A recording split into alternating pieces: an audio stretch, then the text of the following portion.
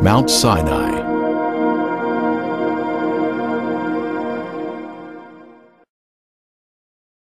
At age 40, Moses killed the Egyptian and was forced to flee for his life. Moses fled from the face of Pharaoh and dwelt in the land of Midian.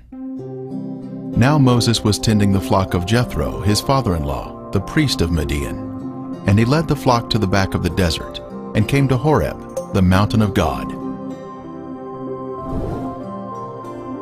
Older maps will reveal that Midian is in northwest Saudi Arabia. This is where we should find the mountain of God today. Moses was tending sheep when he encountered a mysterious burning bush that was not being consumed. The Lord said to Moses, "When you have brought the people out of Egypt, you shall serve God on this mountain." Paul, in the New Testament, told us the location of Mount Sinai in Arabia. Josephus told us Mount Sinai is the highest of mountains in the region of the city of Midian. This is our destination, the real Mount Sinai in Saudi Arabia, and is named today Jebel al-Lawz.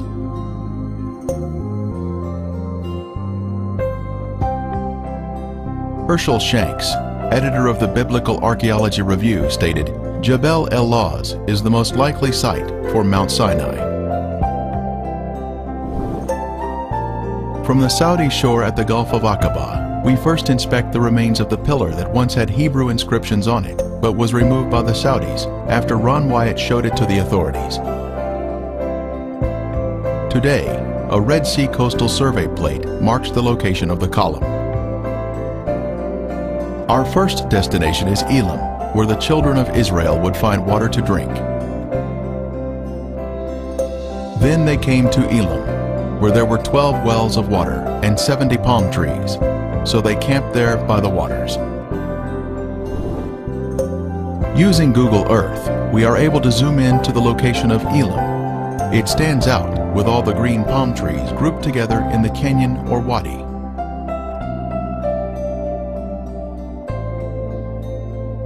On the ground, we can see the circular wells still in operation today.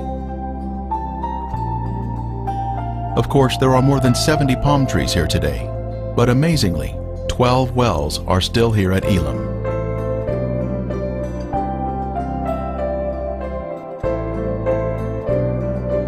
The children of Israel would have been stretched out through the canyons here for a great distance, but they would have access to the drinking water at these wells.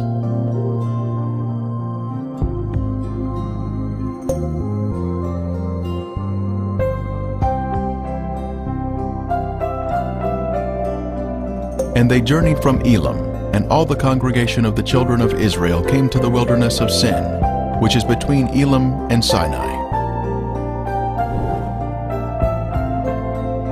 Next, the children of Israel traveled through the wilderness of Sin and murmured against Moses. The Lord lovingly provided them with manna every day, except the Sabbath.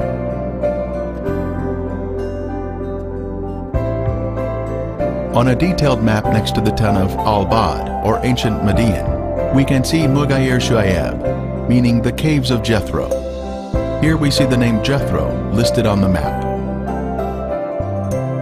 The facades of these caves were carved by the Nubidians in more recent times, 2,000 years ago, but the inner caves themselves date back to the time of the Exodus and Jethro, 3,500 years ago. And the Lord said to Moses, "Behold, I will stand before you there on the rock at Horeb, and you shall strike the rock, and water will come out of it, that the people may drink." Northwest of Jebel al-Lawz is the rock of Horeb that we will explore next. Standing on the crest of a hill, the singular rock stands 50 feet tall and can easily be seen from a great distance.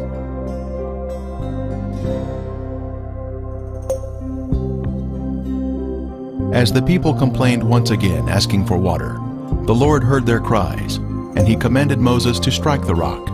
Then water gushed out in abundance. The rock was split down the middle, from top to bottom by the hand of God.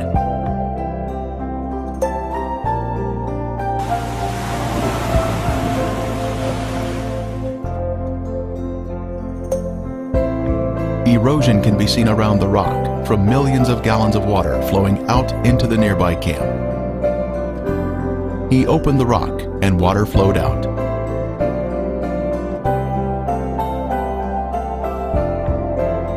The fissure is so large, one can walk through the split in the rock.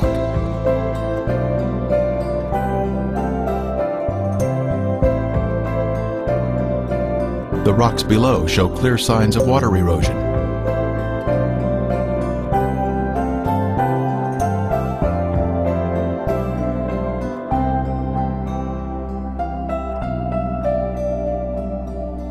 And Moses built an altar and called its name, "The Lord is my banner." Here in the encampment is a large square altar assembled with uncut stones and was built after the defeat of the Amalekites. Also in the encampment are the remains of these circular formations of stone used around the base of their tents. This is clear evidence of prior occupation at this site.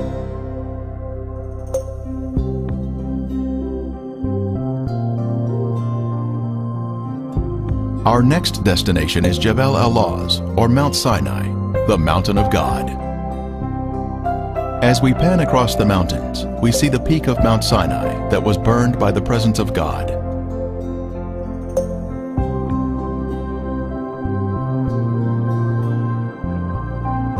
The blackened peak of Mount Sinai marked the location where the mountain was on fire.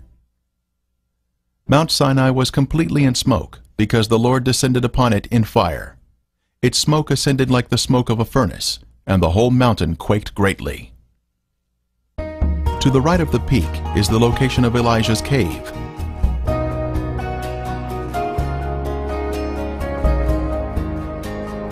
It is extremely rare for anyone to obtain video of the mountain, since entering Saudi Arabia is very difficult, and they are guarding this mountain from those who would photograph it. Near the base of the mountain are the guardhouse and fence, which surround the area where many artifacts are located that help to authenticate the site.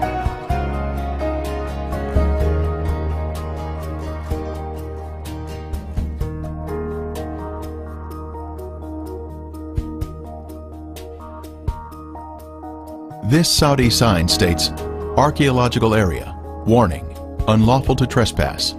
Violators are subject to penalties passed by royal decree." Using Google Earth, one can zoom in and see the guardhouse and fence, which are next to the sign. In the encampment area are many inscriptions, including this wonderful image of a menorah, which is undoubtedly the oldest ever found.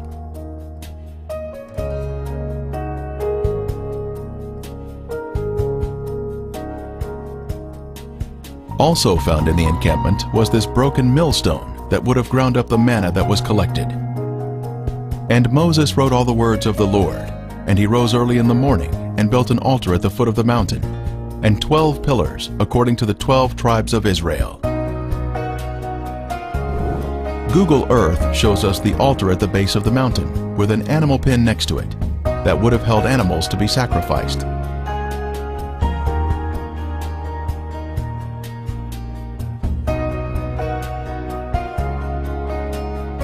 Here we can see an entrance into the animal pen.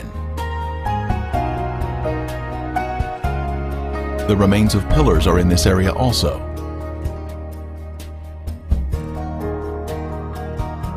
Some pillars are white in color, while others have more of a granite appearance and are very large in diameter, as we can see here.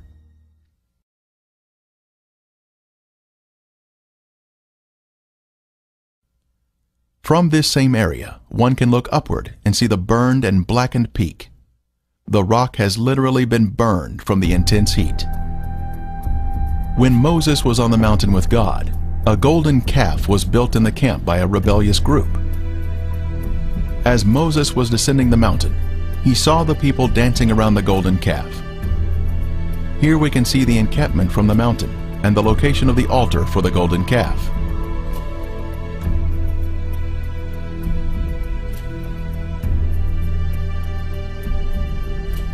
Using Google Earth, we can zoom in on the large boulders which comprise the base of the altar. On the ground, we can see the massive large boulders and the fence erected by the Saudi authorities in an effort to preserve this site. Again, we have the government sign warning visitors to keep out. It was on top of these large boulders that the golden calf was placed. 11 of the 12 tribes, save the tribe of Levi, danced around the golden calf in rebellion to God.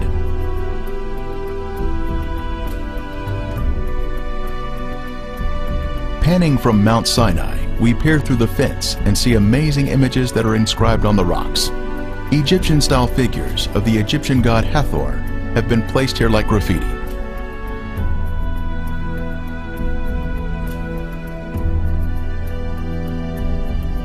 The bull was placed in high esteem in Egypt, where the children of Israel had just left, so they created images that came natural to their rebellious heart.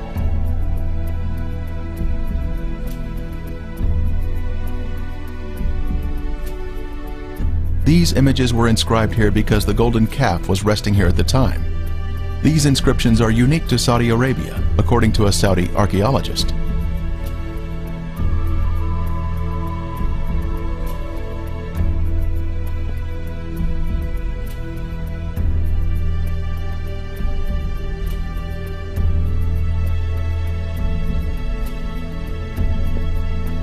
Mount Sinai was first discovered in 1984 by Ron Wyatt and his sons, who walked across the border into Saudi Arabia without a visa in order to document the evidence here.